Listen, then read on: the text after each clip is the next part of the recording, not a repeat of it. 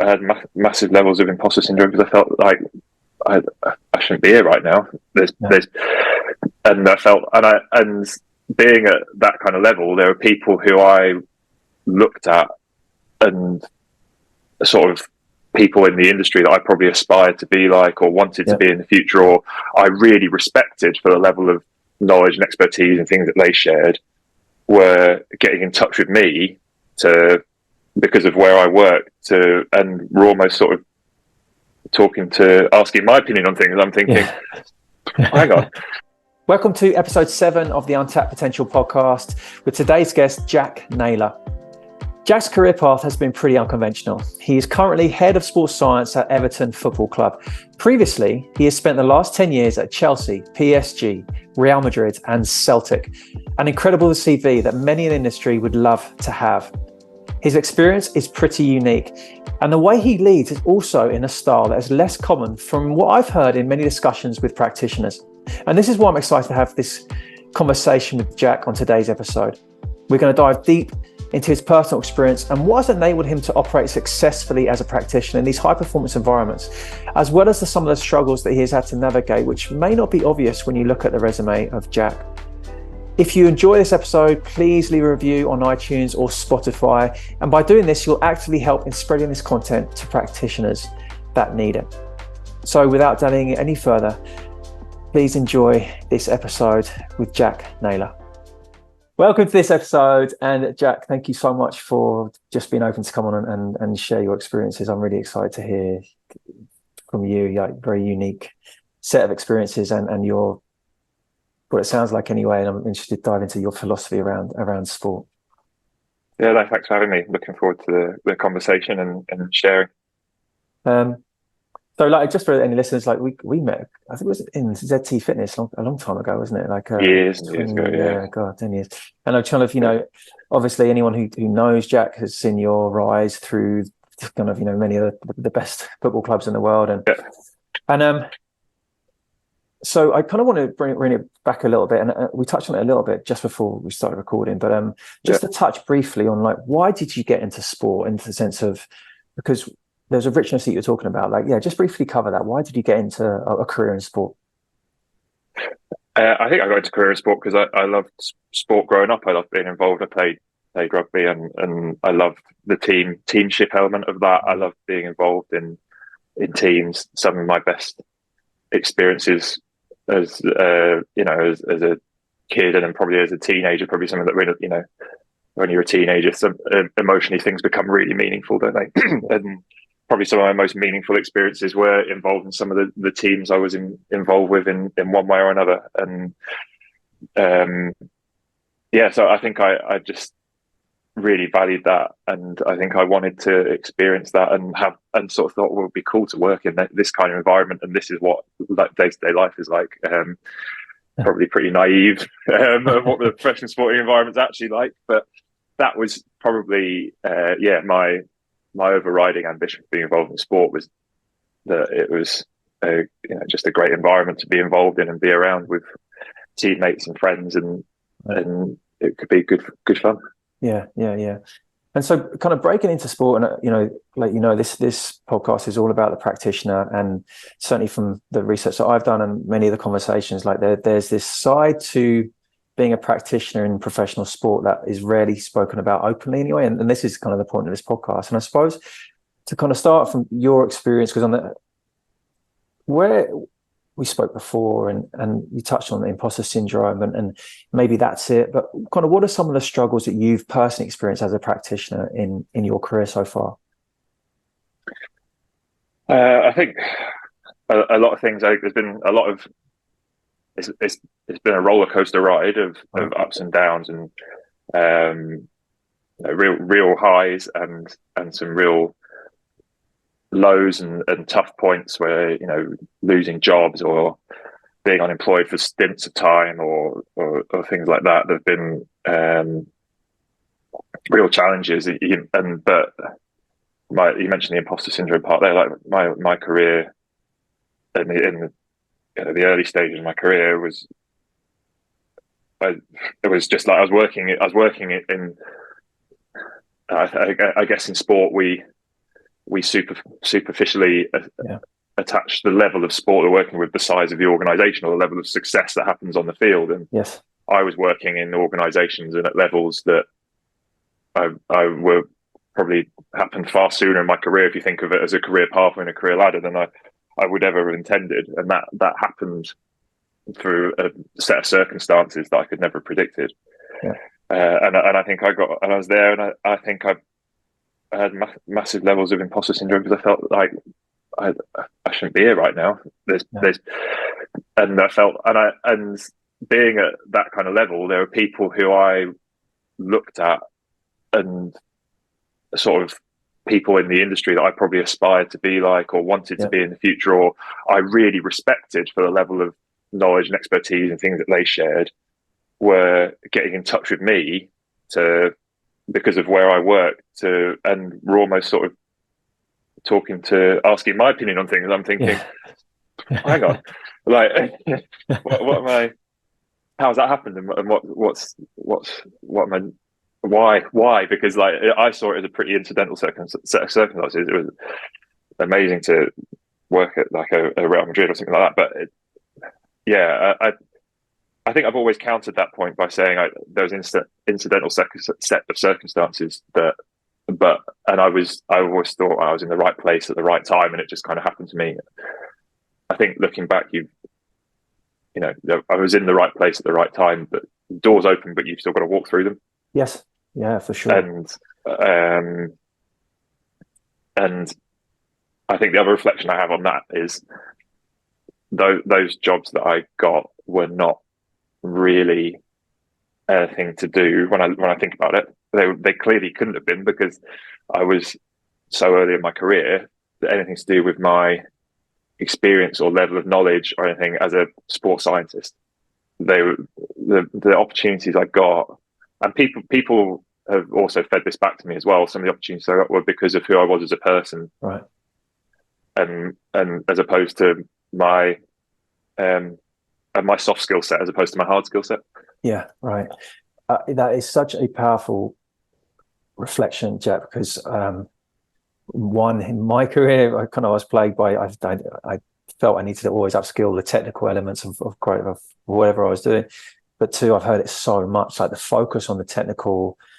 There's such an over focus on the technical. Not to dismiss that, of course, it's really important to upskill and CPD and that kind of stuff. But I think there's just such an over focus on the technical, and the softer stuff is almost cast aside a little bit. And I think what I said at the beginning, like what stands out about you, and from the conversation we've had in the past, like I picked that up off on you, and I've never worked with you, but you're such an open, you seem such an open book and so approachable. And I think what stands out from, like you said, the level of experience you had at the time, or knowledge potentially, but the connection that you formed with people obviously was very strong. And how did you work with that imposter syndrome then? How did you sort of, because you experienced it and you kept going, how did you, anything that you can remember that you, and even if you still do, like how do you work with it, or how did you work with it? I think it plagued me. It was something I probably grappled with for quite a long time. I still do in certain areas. I think one of the and this has only been recently in the last couple of years, I remember listening to a podcast, a coaching podcast, and they dedicated a whole episode to imposter syndrome, and the guy that was talking on that, and it was an open flowing conversation. And one of the sort of reflections they had through the podcast was that actually imposter syndrome is a pretty positive thing. At times, I remember like the guy saying, "Do you think Donald Trump's got imposter syndrome? Like, or do you think he's just completely self-confident in everything he does?" And actually having a bit of imposter syndrome is probably a good thing. It keeps you open, keeps you learning, keeps you humble, makes you want to learn.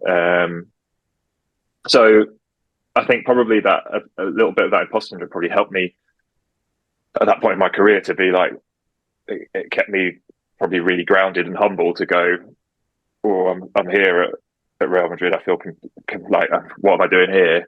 There's people far more experienced, and probably to my mind, far more worthy of working at somewhere like that than I was at that point." But that made me want to go out and learn from them. Yeah. And I think also I got some advice. I got some advice from someone around that time who'd worked at high level organisations and had gone out and and as a consultant, and they came visit us in Madrid a few times. I remember chatting with them, and I'd worked in Chelsea, and he said to me, "Everyone's going to want to speak to you at Real Madrid. Everyone's going to come see you. You've got to use that. You've got to use it. You've got to go. You've got to, because it's going to open doors to people that you would never have had before. So make sure you capitalize on that and use it to go and." Okay. So I think that probably that little mix of having that imposter syndrome, having a bit of humility, and then realizing there's an opportunity to go and probably learn from loads of people here and make connections with people that I maybe wouldn't have been able to that early in my career, and have conversations with pretty high level people was pretty powerful. Did you kind of within the environments, and it sounds like you did, but like kind of when you were experiencing that as a practitioner within the environments, did you feel like, did you openly discuss that with anyone, that like any of your leads or kind of your boss, head of performance, whatever? Did you actually discuss that with them? Was it kind of, did you just share that, say, listen, this is how I feel? Or kind of how did you feel supported by the environments that you're in?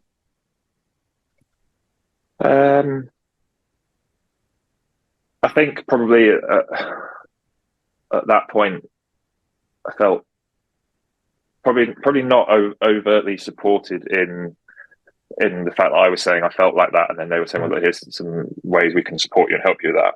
Yep. But I think I knew and felt supported by the fact that I'd been asked to go and do those roles, with traveling with a head coach and a group of staff, and people had asked, and so I knew that people had my back in a way. I knew that I knew, like, you go to Real Madrid being asked by a head coach to go and join the club, and it literally like says in your contract, if the head coach's contract terminated, this contract's also terminated. Right. And so you're also going in there as a team. Yeah, right. To work together. So I guess I knew that there was support. I had support in that way, and support around me from that point of view. And yeah, so I think it probably wasn't overt, but I think there was, and I think there was. I didn't see. I think I'd always just been who I was going into organisations, and I'd had some success with that. So I probably didn't. I also didn't know any other way of doing it, and I didn't think I suddenly have to be a different person. I'm just gonna, but and working with, I didn't feel that imposter syndrome necessarily in front of the players, a little bit perhaps, but it was more like my perception in the industry and to other people, and that was probably where I felt it most. I remember like getting to Madrid, and this is 10 years ago, and Twitter being a thing, and sort of that was growing, and there seemed to be a bit of a community on Twitter amongst sort of S&C sports science people, and it seemed a good place to learn. And there was this piece of equipment in the gym which I'd never seen before, and we're taking a photo of it and putting it on Twitter. Like, does anyone know what this is? And I remember like all these people like replying, being like, "Oh yeah, that's one of those." Like, and then even someone be like, "Oh, we'd love one of those. We'll take it off your hands if you don't want it." And all this, and all these replies just been like, "Yeah, it's that, it's that." And I remember being like, I felt like it, and no one was saying this, but it felt like, duh, that's a vertibly. Like, why and I remember sitting there going, how do I not know? That's really embarrassing. Like, oh, that's not good. But yeah, so I guess like things like that where I felt like, right, okay. But I think day to day in the club with the players, that's about relationships and people. And so if you can do that bit and build that bit, I guess it comes back to that. What's the classic saying? People don't care how much you know until they know how much you care. Right. And so if you're doing that bit, then yeah. And the other thing I think I probably learned as well is in a pretty complex environment, in a very complex sport, the impact that you are having anyway is pretty small at times. So not being overly stressed about probably that side of it, but yeah, the success comes through building those relationships first and having good relationships. Yeah, right. I think that stood out for your recent podcast with Pacey Performance, and how you value the intuitive side of players, like just what made me think about kind of what you just said, that like the small impact and kind of coming back to the belonging in the team. I think what it sounds like from the people I've spoken to anyway, that's a rare thing to be in that traveling team. Like you're in the same boat rather than what I've heard described as self-preservation. Many practitioners feel that for a variety of different reasons, whether insecurity in the job, insecurity themselves, there's this self-preservation, which is creating this in-house culture between staff, is almost a sense of competition and needing to stand out to justify. Yeah, and I've seen that as well, and that definitely exists. And I've seen that work in different ways, where, like you say, people want to own their area and not let anyone else in, and try and push themselves forward in that area. And I've seen it have the opposite effect, where no one wants to stray out of their lane. Everyone just wants to keep their head below the parapet because they don't want to have it taken off. So for sure. And I wonder then, this is a question I was going to ask later, but it's kind of seems relevant to us now. Like how, along the ideas of, the podcast is called Untapped Potential, and just from kind of what I've heard, along those lines, like coach practitioners are keeping so much of themselves, keeping their head down through various different fears. Like how much then, well, this is the right question to answer, but how much do you think, in your experience, practitioners are held back by that? Or another way maybe of putting it is, how much potential do you think practitioners have to give if we could nurture more environments like the one you described, that traveling team, that connection, that bond? Or just your perspective? I think that we want, and I hopefully try and encourage that with the guys in the team at Everton, I want people to be there. I want them to be able to show up with their full selves, and to be the people that they are in the environment. I think naturally in any environment there's going to be a culture, and you are going to fit within that culture, and that culture might be positive or negative, but I'm now thinking off the top of my head, but potentially unrealistic are you able to create a culture if everyone is completely independent and being themselves? Like 100%. I think I absolutely want the guys at work to turn up and be 100% themselves and bring their whole selves to work. Yes.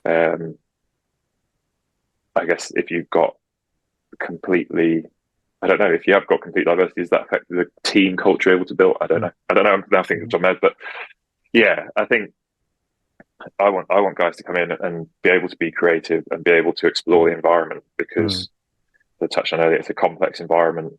In complexity, we've got to be able to explore it. I think complex environments, the best way from what I've read, sort of Dave Snowden's Connecting framework would be like complex environment, probe the environment, make sense of it, of what you've seen, and then respond in an appropriate manner. So you've got to be able to turn up and be willing to experiment a bit, try things out, see what the results are, and be open to those results. Right.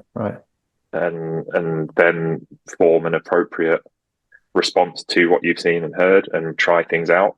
Okay.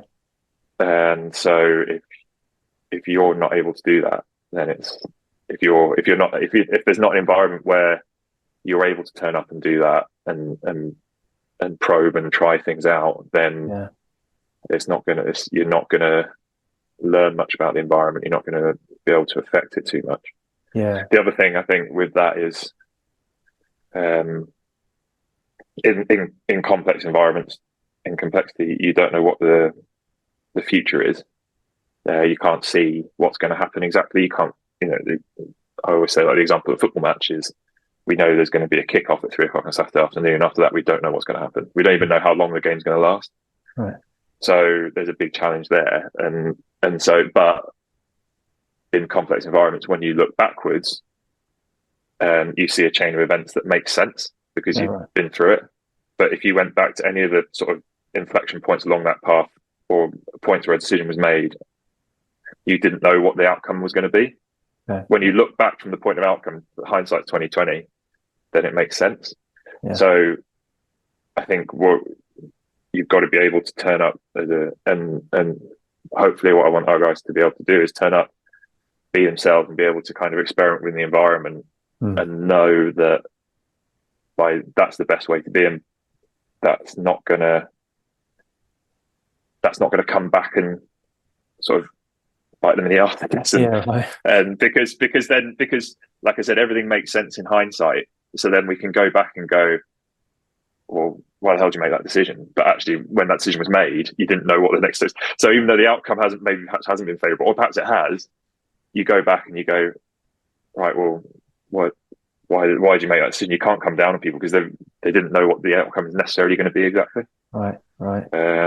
So yeah, I think you've got to be open. You've got to be hopefully have an environment where people are safe to kind of do that and play around a bit and try different things out and try some little things. And that's not like coming in and we within that we all have some technical training. We all know like if we want to drive adaptation and we want to get people better, then there's probably got to be some kind of progressive movement in the same direction. We can't just do something completely random every week and think we're going to get results. But you've got to have the ability to.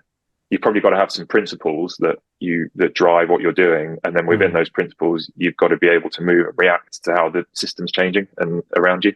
Right. That makes sense. Yeah, for sure. Just go back the reference you said. They Snowden, did you say? Yeah. Kinetic environment. So the complex environments. They've got this framework called Cynefin, which is CYNEFIN, Cynefin framework, and it just talks about simple, complicated, complex, and what's the fourth one? Oh, it's got to escape me. Chaos. All right. So 4 different environments and the ways you've worked within them. So like a simple environment is where there's direct link, cause and effect. Do this, get this result. Complicated environments. The difference between complicated and complex. So one of the analogies I use is a car's pretty complicated. So if something goes wrong with a car, you can take it apart, find the part's broken, put the part back in, and fix it. But there's quite a lot. It's very complicated. There's lots of different parts, but you should be able to put it back together and it will work again. Yeah. Whereas put that car into a town, it's got to drive across town at rush hour. The car's performance in that comp is then not dictated by the car. It's dictated by the driver, pedestrians, other cars, traffic, roadworks. Right. All these different things that we can't foresee, like a fire engine coming along, you got to move over because you got to let the fire engine. So that's a complex environment. So then it's not about the car itself; it's about all the interacting components around it. Okay, I'll put that reference. That reference is below if anyone's interested in sort of diving into it. Okay, then. So I guess coming back to I heard you saying like about the environment, like practitioners obviously need to know the technical elements, but then there's the ability to be free enough to be creative and to explore. What attributes then? Maybe start with whether this is what you're looking when you hire people, or like as you see from a general perspective of practitioners. What do you think the key non-technical attributes that you would want to look for in a practitioner, or do you think practitioners need to develop in themselves that maybe generally speaking we don't touch that? I think one area that's actually probably has come more to the fore actually, and I look at some of the accreditation processes and stuff like that now is sort of reflective practice and the ability to reflect. Because again, coming back to like I've got an interest around this kind of complexity and operating complex environments. One of the things is I said, like, you never know what the future is going to be exactly. So whatever you think the future, and you will have an idea of what you want the outcome to be or what you think the outcome is going to be. It's always going to be slightly different from that, or maybe quite a lot different from that. Whenever there's a point of difference from your expectations versus reality, there should be a point of reflection to go, okay, why was that? Let's dive into that and try and understand why that happened. Right. And it might be a technical thing, but it might be to do with the feel and the atmosphere of a session you've just delivered, or a conversation you've just had with another member of staff. So I think the ability to reflect is really important, because you've got to be able to be open enough, and then within that to do that, there's probably also got to be a level of humility to go, Yeah, right. okay, I need to learn from this. I need to, and you need to be able to learn from the environment and learn and understand what's happening. So there's got to be probably a level of openness and humility within that to go, yeah, okay, I got that right, and or to accept feedback. And or one of the other things is, we're all on our own paths and our own journeys. We've all got completely different experiences from our childhood growing up through our education, through our different professional experiences that all form part of who we are and how we see the world. And so within the environment that we're working, I might experience it and see it in one way, and someone else might see it in a different way. And so it's then understanding that that's fine. That's just life. That's just what it is. Like, it's not. And so then it's like, when those differences in opinion occur, it's taking that step back to go, okay, he's feeding that back to me. He's seen something there I've perhaps not seen, and that's fine. And that's just the environment we're in. Yes. And not perhaps taking that too personally. Yeah, for sure. and perhaps causing arguments and issues that way. I think I always try and think that, and I always try to think like when I've been managing people in different organizations the last few years, where I've probably had, or I've asked someone to do something, or I've like, okay, let's run this and do this, or try this, and then it's not been delivered, or I've not got what the person then delivered to me hasn't been what I thought it was going to be, and I've then been like, right, have I been clear enough in what I've explained there? Have I got it? Have they fully understood what needed to happen in the environment, or is that and so I think there's that part of it is that you've got to be got to accept that people see and understand things differently, and so if there are sometimes things that you've got a clear idea about, or you think that need to be delivered in a certain way, then I think you maybe trying to be as clear as you can with some of those things sometimes. Yeah, I guess what it sounds like you're describing is taking responsibility for your experience. I want to briefly interrupt today's conversation to discuss in a little bit more detail the idea of taking personal responsibility. And so I want to draw your attention to the Practitioner Needs Analysis coaching program. The conversations and my research have shown clearly that 160 highly successful practitioners supporting some of the world's greatest athletes have on one level achieved a great deal within high performance sports and academia.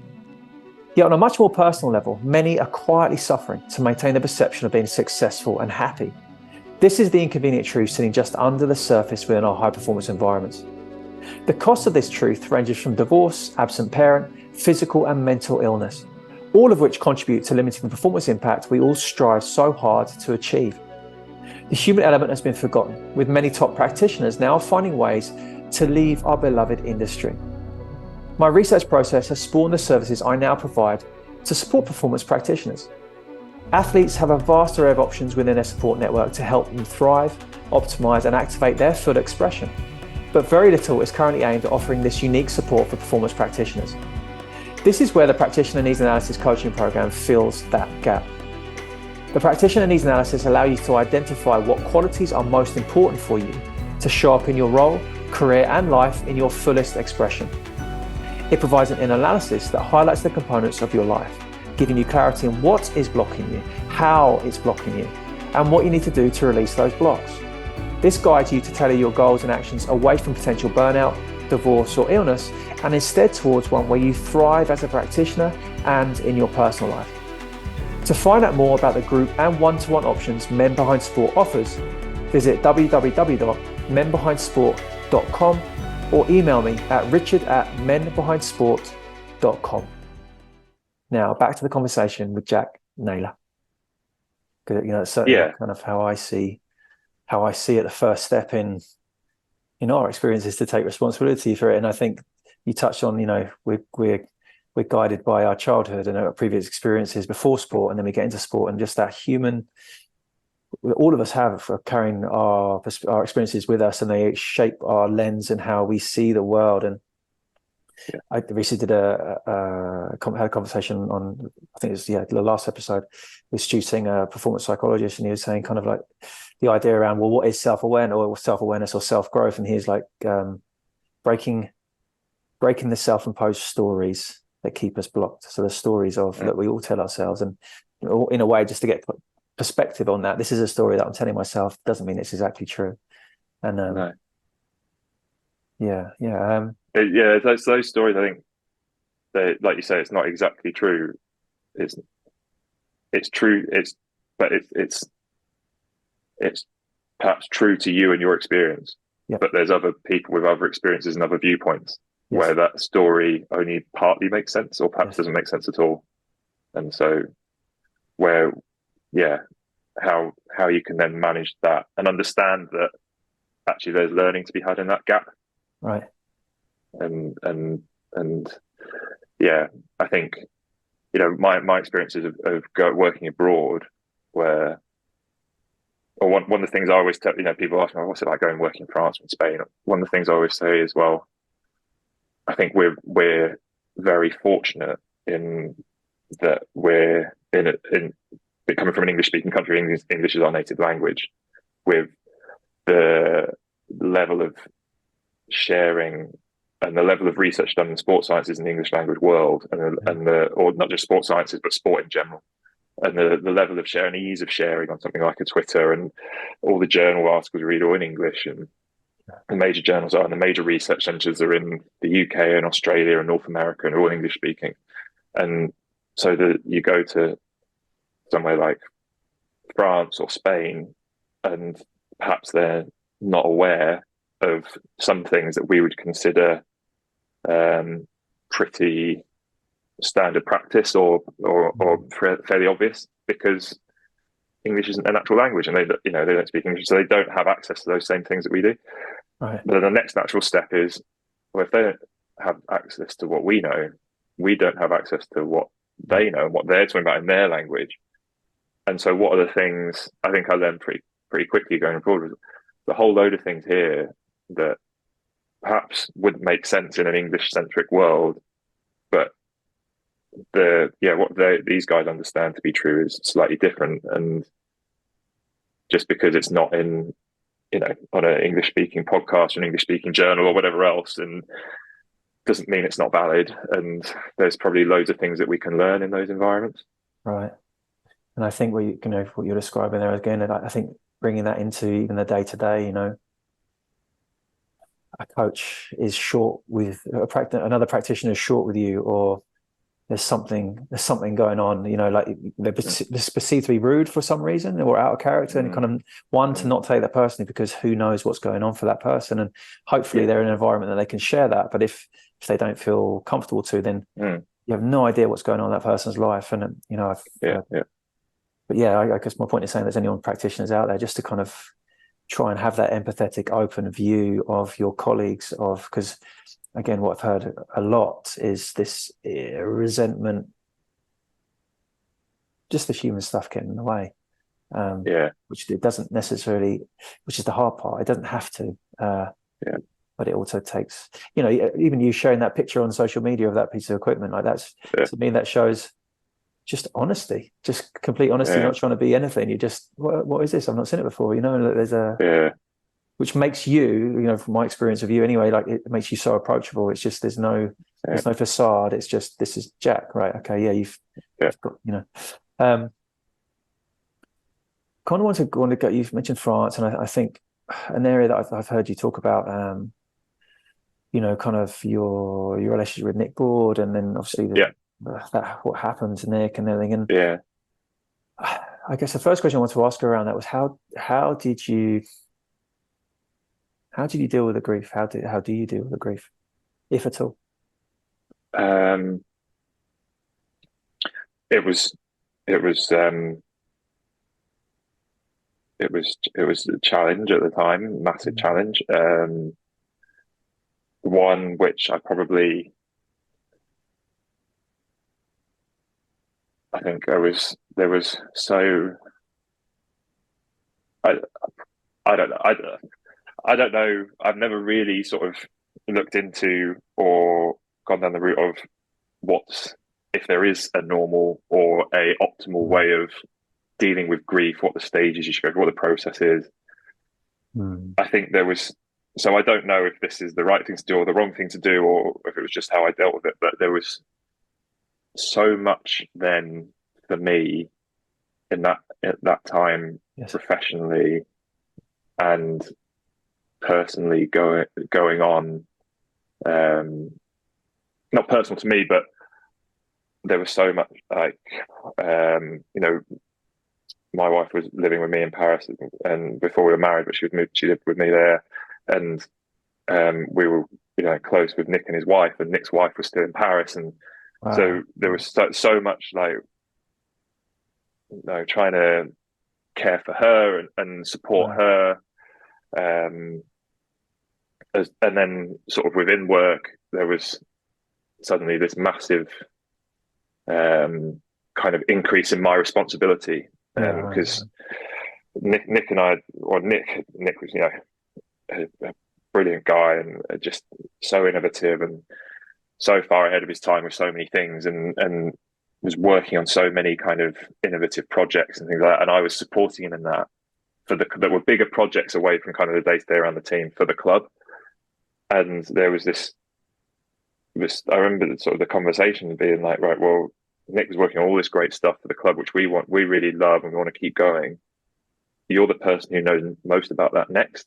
So can you kind of carry on doing that in the interim, whilst, it's a huge shock for the organisation to suddenly know how we're going to even think about replacing this person and everything else. So and it's the middle of the season, so just kind of keep everything going.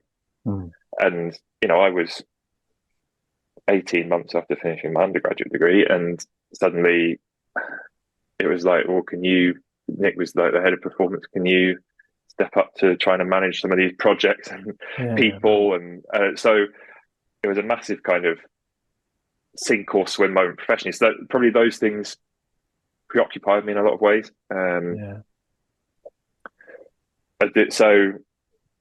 Did I deal with it in the right way at that moment in terms of giving myself the space and time? No, I don't know. Maybe not. Yeah, I think so. Yeah, but I think I carried Nick and what he was trying to do with me for probably quite a long time. Right. And I think I was still pretty inexperienced. So then I think for a long time I was just going in my head, what would Nick do? What would Nick do? What would Nick do? And trying to recreate and do some of the things that we were doing together, and just kind of going, right, we were doing that, Nick was doing that, so it must have been the right thing. I've got more experience now to probably think, and probably having reflected on it, to know that it's not the right. I know that when and people say this all the time, like, you move context, you don't just take what you were doing and drop it in a new context because it worked in one place doesn't mean it's going to work somewhere else. And I probably learned that through that. But I think my experience was, Nick was brilliant. What we were doing was great. I'm like, he had far more experience and knowledge than I did at that point in my career. So I'm just going to carry on doing what that was, even though we moved I moved to different places. That probably followed me around for a bit. Okay. I mean, all I was going to say is my experience of grief. I don't know there is a right way. I think there is we deal with it, and like you said, I was grateful when my mum died. I had left my job, so I had time.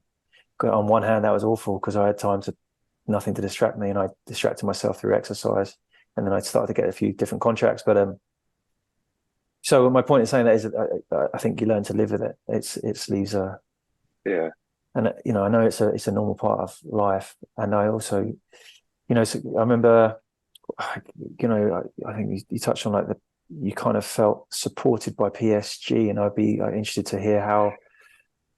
What did they do to allow it? Because my understanding is that the French league didn't allow you guys to have that game off, and which paints this picture again of me. Like, I understand we're dealing with human beings, and like if they want, Yeah. obviously, every league wants the best players and the best team and the best games, most exciting. So how is that even possible when people are in acute? I think the club would internally were massively. Everyone had been touched by Nick and was affected by what happened. Yeah. Players, staff, everyone, Right. and um, yeah, I think the accident happened on sort of the Wednesday, Thursday. I think it was. It was at night time, and then we had the game on the Saturday, and I didn't travel to the away games. And I remember the club saying to me, "Well, it was Paul Clement, actually, assistant manager, English guy as well." And Paul was massively supportive through that period of my life. I always be grateful to him for that. But I remember him saying to me, "Look, well, what do you want to do? Do you want to come with us this time and be with the team, or like we'll sort you out?" That my wife was actually back in England at the time, so I was on my own. And he said, "Look, we'll sort you out transport, and we'll get you back to London if you want for the weekend whilst the team's away." Because I think we played on the Saturday and the Sunday was a day off. Right. And so I was like, "Yeah, I think I'll go back home. I'll go and see my mum and dad. I'll go and see my wife and sort of head for that emotional support." And I remember going out with some friends just for sort of a coffee and some brunch, I think, in London with some good friends of ours, just to kind of sort of distract myself and take the time. And they were brilliant as well. Like, just being able to talk with them about it, and they were really brilliant. So yeah, the club, there was sort of like, yeah, we'll sort that out. I look back on it now, and I think I don't know if I look back at it now. I think, should I have gone with the team? Would I have been better sticking with everyone there and being together through that? But anyway, that's happened now. But, well, I guess again, what you're describing really is there's a sense of connection and belonging in that team. Yeah, like yes, you'd gone through a shared experience of losing Nick, yeah. and you had which of course draws everyone together, but it seemed like that was there anyway. There's just a sense of within that department and the team itself, there's just a close bond. And yeah, I wonder, and it just and the club were fantastic. Them and Chelsea, where Nick could work for a long time. right. And again, I think you see the power of sport and sporting organisations in that, in the sports clubs. I mentioned it earlier or before, that their social endeavours, and hopefully they recognise that they look after their people, and they know that they're their people, if you like. And I remember, it wasn't direct support for me, I guess, but for Nick's family and friends. I remember they put on a plane to bring his family and friends over to Paris, and because his wife was back in London at the time, they just arranged everything, all the kind of arrangements in the immediate aftermath. When they were in Paris, like his friends and family, they just organised drivers to take them wherever they needed to go, whatever they wanted to do. And yeah, they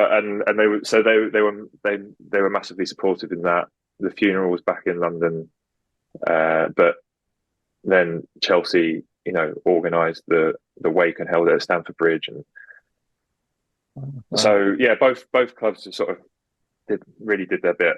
And I'm thinking again, like you say, that feeling of belonging and being like, this is good that they've done that. Yeah. Wow, that's a powerful example, and I know extreme scenarios, but I think that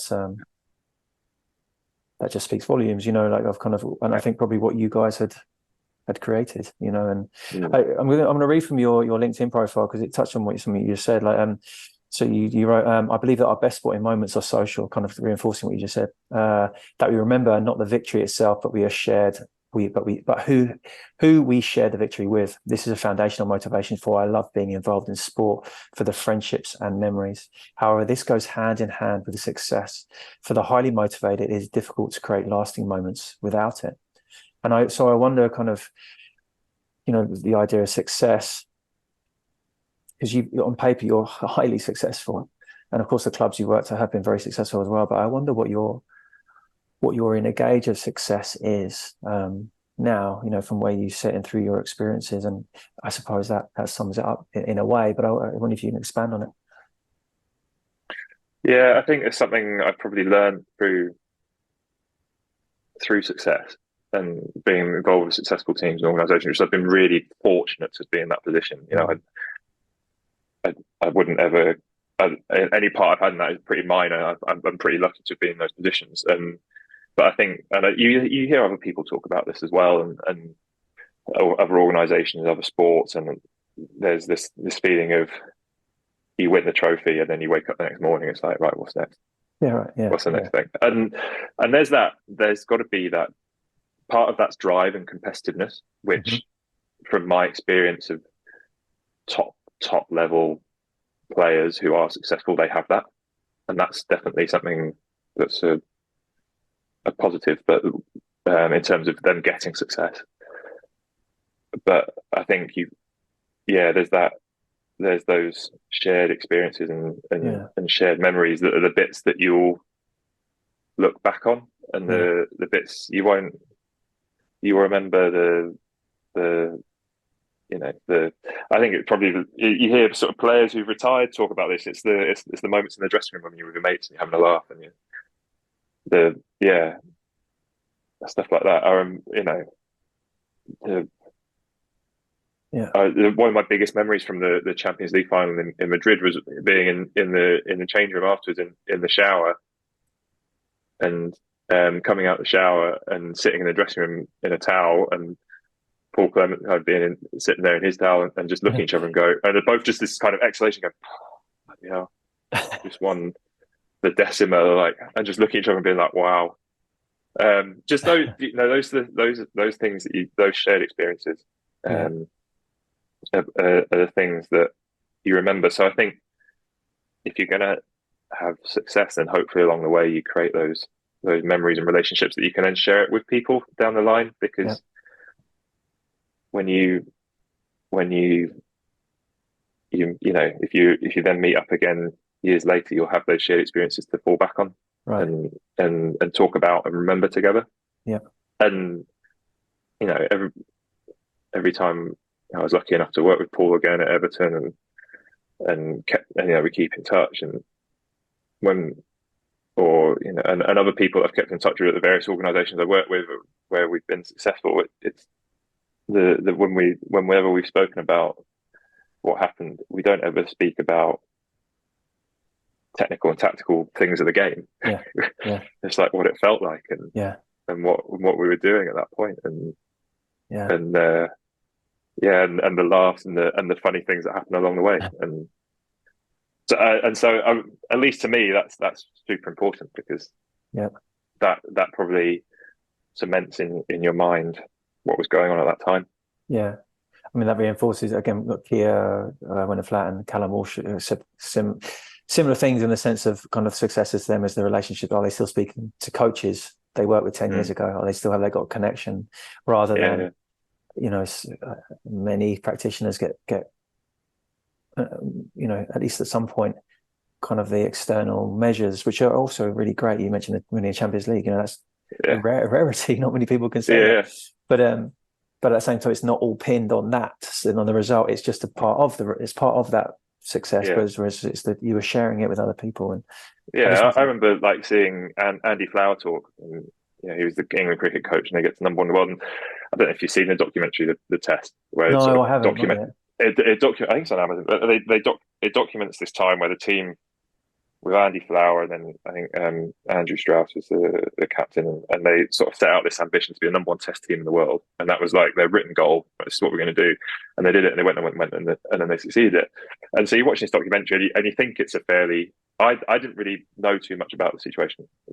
Sort of an armchair cricket fan, not a massive, huge cricket fan, but sort of followed the sport a bit,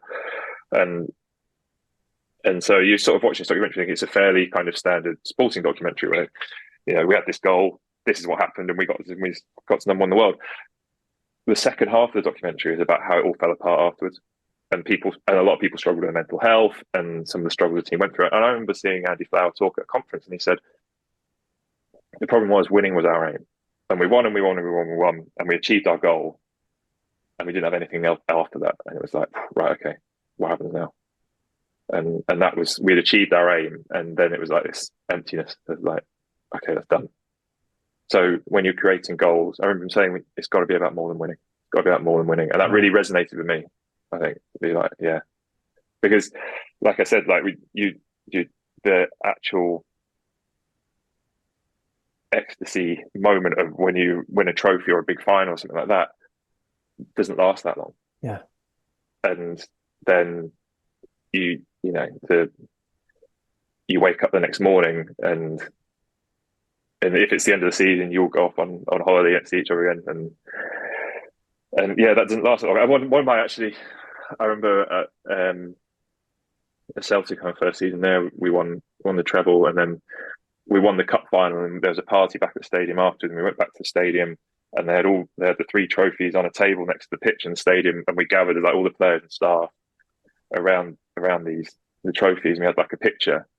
And then some of the players who lived abroad and stuff like that, that was the cup final. Was it? Everyone was off on holiday after that. And some of the guys were like, right, I'm shooting off. I'm going back to wherever they came from, whichever country it was. Going back to my family, whatever else. I'll see you guys later. And we knew that some of those players won't be back the next season. Right. And so that moment in time, that photo, that group of people was this big group of people. You're probably never going to get them all together again. Yeah, right.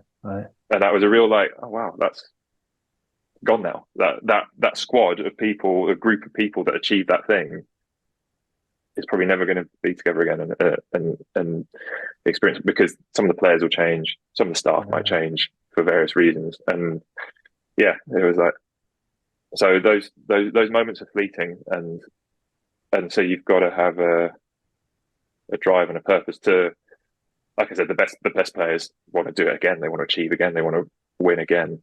But I think there's also got to be more than that. I think everyone has other motivations in their life for why they're doing things, and you've got to focus on those as well and find out what they are from people. And yeah, I think Pippa Grange, psychologist who was with the FA, she previously, I've heard her talk, and she talks about winning deep versus winning shallow, and the difference between the two. And I think she's got quite a good take on that. Yeah, I love that, and it makes me think again. Another thing you've got, you wrote, or your ideas around sport. I'm kind of quoting you: "Sport for many is a passion, but for those of us lucky enough, it's also a profession. I wish to try and find the balance point between the two." In the words of Carlo Ancelotti, football is the most important of the least important things in life. And I think kind of made me think about what you just said. Like having perspective outside of your job, career, like as important as it is, and like you said in that quote, most of us who have had the opportunity, it's of course it's a chosen path, and there are many other things outside of that which requires, I suppose, again from just the conversation we had, like the role of identity, or many gets too stuck on the badge and too stuck on the who they're working for. And has that ever affected you? And by the sounds of it, it hasn't really, but has that ever affected you in the sense of gripped you a bit too tightly, and you could see it and then you sort of worked with it, or your experience of that? I think, listen, I've been, I don't want to completely deny the importance of success and winning. Like we're in a results, we're also in a results business. And sure. I think, and I've been in, rugby teams myself, and like got some really good friends from just playing from my local rugby club. I remember talking with the coach, and I was captain for a while. I remember talking to the coach, and yeah, we were an amateur local rugby team playing at a relatively low level, and we had really good seasons. I said, what? And it just felt really good. But one of the things I remember the coach said, well, we won more than we lost. We were more successful than not. If you're losing every week, it's really difficult. And I don't think anyone at an amateur level wants to do that. Yeah. I don't think there's many people maybe there are. Maybe that's just I can't imagine that. But you know, if you turn up if you just play for your local Sunday league football side, or you're playing rugby on Saturday afternoon, or you're playing tennis, whatever else, if you're losing every week, at some point you're surely going to turn around and go, "Yeah, what we doing?" So we're in a results-driven business, and at the top end, and like I don't want to deny that that's not important, or say that's not important, because it is massively important, and it's why, and certainly for the athletes at the top level, that's a massive part of it. It's a huge part of it. So, I enjoy winning and I enjoy success, and I want to be involved with successful teams. I think my point in what I was writing there, what you said was, I don't think the two have to be mutually exclusive. Mm-hmm. I don't think to be successful we have to be completely cold and hard nosed and not care about each other and not care about how we feel, and have a good time doing it. Yes. Yeah. Because I don't think that's realistic. Because I think the reasons that people love being involved in team sports is that team element of it, I think. Yeah. I think that's important. Yeah. Yeah, 100%. And I suppose kind of like one of the last questions I'd love to ask you, you've kind of talked about high pressure and what you do now. You're kind of very kind of demanding position. But how do you decompress from those pressures? What's your strategy? How are you present? You're a father as well, husband. Yeah. Like how do you sort of detach from work to then give them your presence when you're with them? I say that, I preempt that, because many are struggling. Many struggle with that. Many struggle being present, whether because they're caught in worrying about the next stage of the season or Olympic cycle or even career issues. Like, how do you navigate in your own personal way? I think I've always been pretty good, even like before I had kids or anything like that. I think I've always been pretty good at being able to walk out the door at the end of the day and come home and park that. I think I've park work. I think I've just always been quite good at it. I think I've always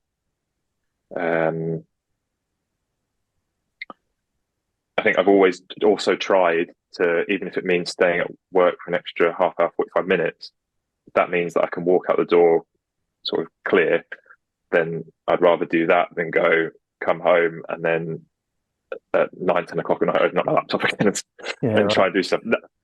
That does happen. Like, I'm not going to pretend that I've got it all right ever, and that does happen from time to time. And there are things that you think, or I might have forgotten to do something. You're like, I need to send that email right. You're just going to do that.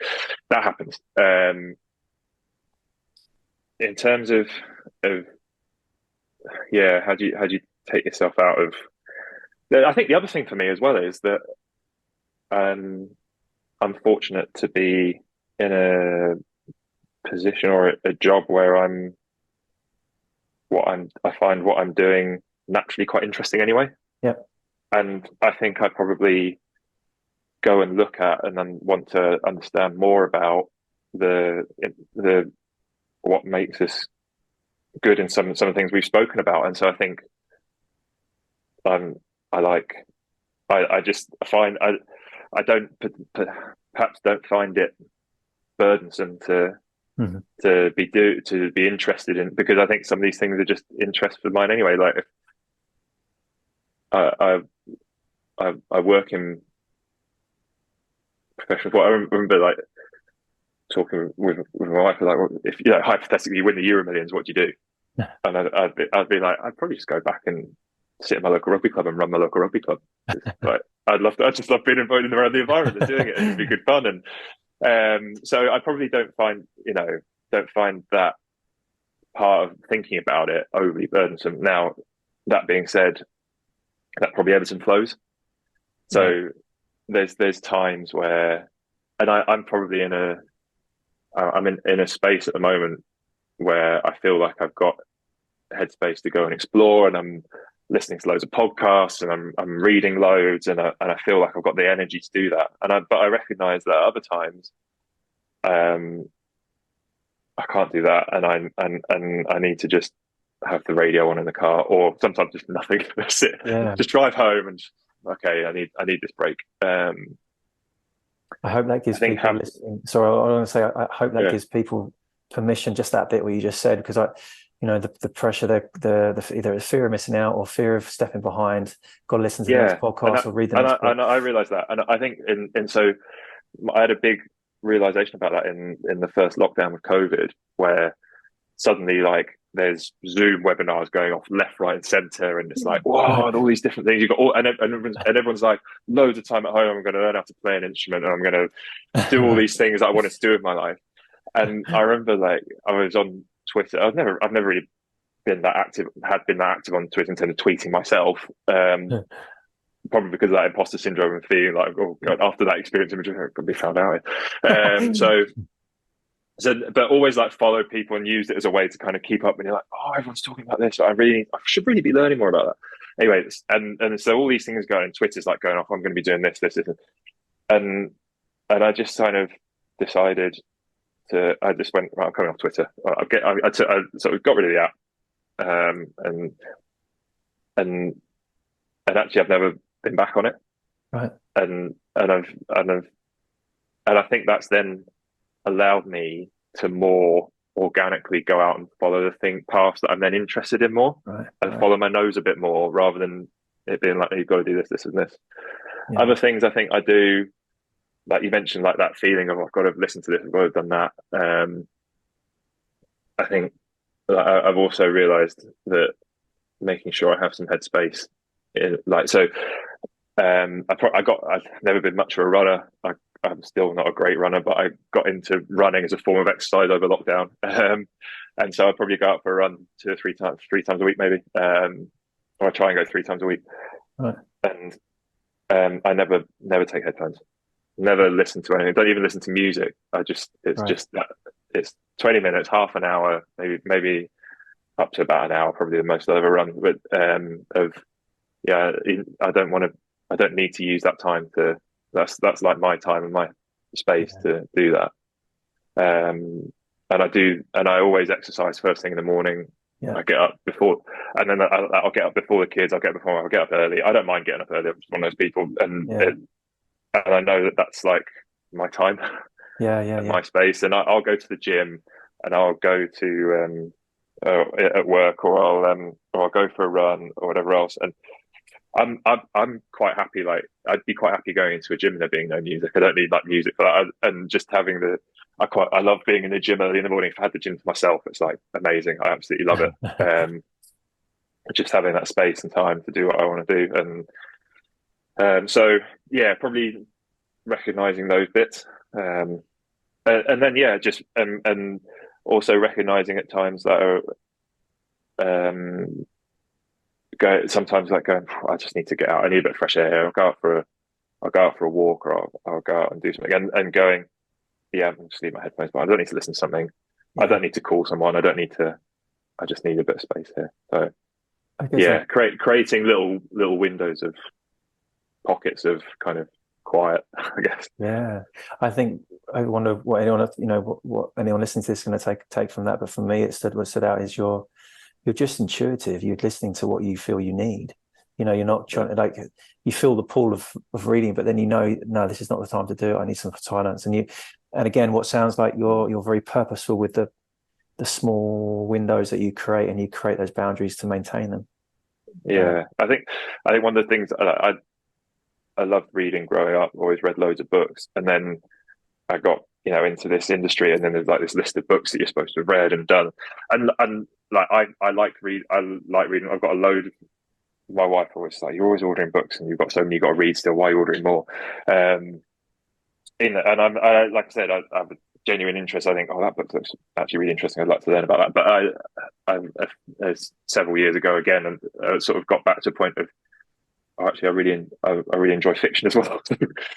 And actually going, right, no, I'm gonna have so I set up like I'll read one non-fiction, one fiction, and sort of try and rotate them and flip them and use that as a form of relaxation as well, and not just always be not always putting that pressure on. I've got to learn that, I've got to learn that. Okay. All right. Last question then. Recommend one non-fiction and one fiction book. Non-fiction book. I don't know, because there's probably like loads that have resonated or have found useful, or and it comes back to that kind of, we're all on, like you were saying earlier, we're all kind of our own people on our own journey, and so probably all the books I've read have kind of contributed to the way I think and understand things. So yeah, I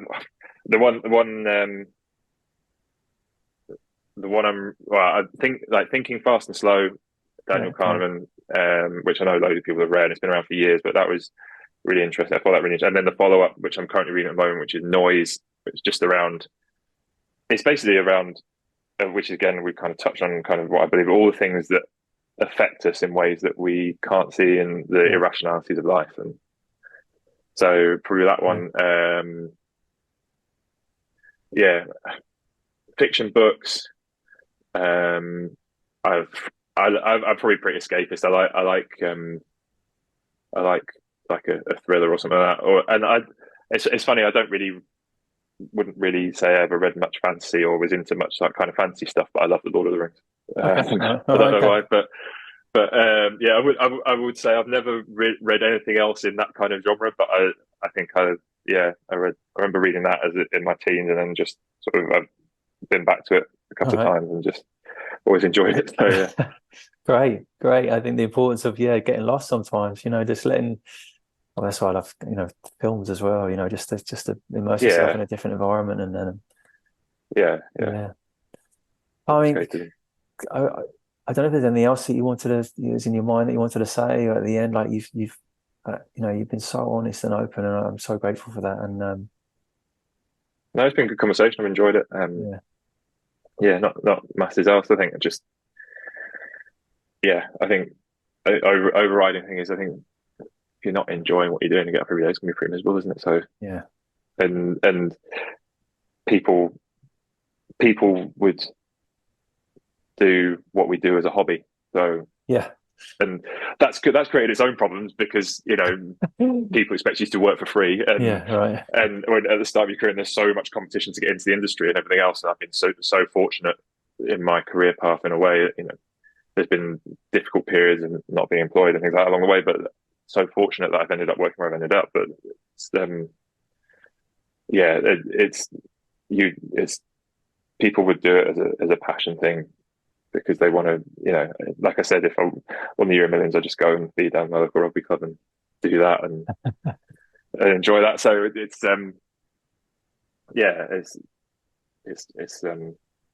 a privileged position to be in, but I think it's one where we can't lose. Like I said, you can't become cold and hard nosed and just be like, we're in a privileged position. Let's enjoy it for what it is, and make sure that we're all enjoying it along the way. And your testament to that, what you said at the beginning, like that,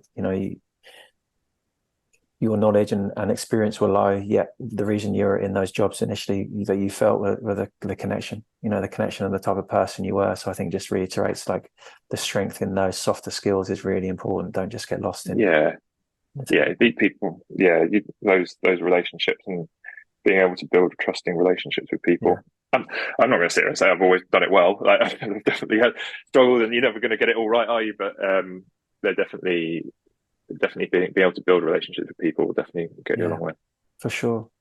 And no one's perfect. And the things when it goes wrong, in my experience, is they're just learning. Oh shit, that didn't work. Like, how can I be better in that situation? And just like apologize and move on, or go, okay, well, I got that wrong, sorry. So do you use LinkedIn? Like, obviously LinkedIn. Do you use any other social media? I don't know if you don't. Just not really. So like, again, I think I was aware of the encroach of social media into that blurs that boundary. Yeah. So, like I said, I came off Twitter. I've got Instagram, but Okay. I created a rule for myself, which I do drift away from that to sort of go back and which is that I'll only follow people that I have met or know. Okay. Right. Okay. On it. So I'm not like then bombarded with Yeah. thinking Yeah. I'm looking at all these influencers and people. I'm going, oh my god, my life's not good enough. So Yeah. I use it to, I follow friends and people I know. Okay. Okay. And I remember like when I first had Instagram, it was fairly open. I didn't have it like, I just had it open, anyone could follow me. And then I remember going, no, I'm going to turn that off. Like people go ask to follow me. I'm Right. going to keep it like to friends and keep it personal. So I've had probably over time quite a few people like in the professionally like add me on Instagram, and I've just gone like, no, I'm cancelling that. So yeah, if anyone's done that, I apologize, but that's like Instagram's like just personal stuff. Right. Came off Twitter, and then LinkedIn is professional. Yeah. Yeah, you can message me on that, no problem. I think I said on the Page podcast as well, like I think I've got about 450 people waiting for a reply from me on LinkedIn. So if you've added me, I'm about to be sorry. But, No, yeah. no, I think again an example like you're super your integrity, you're creating your boundaries and like nothing to be sorry about. Like that's great. I think that's an important lesson to take to end today. Yeah. But yeah, thank you. Like I said, thank you so much, Jack. It's been I've really enjoyed this conversation, and I know people listening and get a lot from it. So yeah, No, I've thank you enjoyed it very as well. much. Thank you. Thank you for listening. I want to remind you that if you enjoyed this episode, please leave a review on iTunes or Spotify. By doing this, you're going to actively help spread this content to practitioners that need it.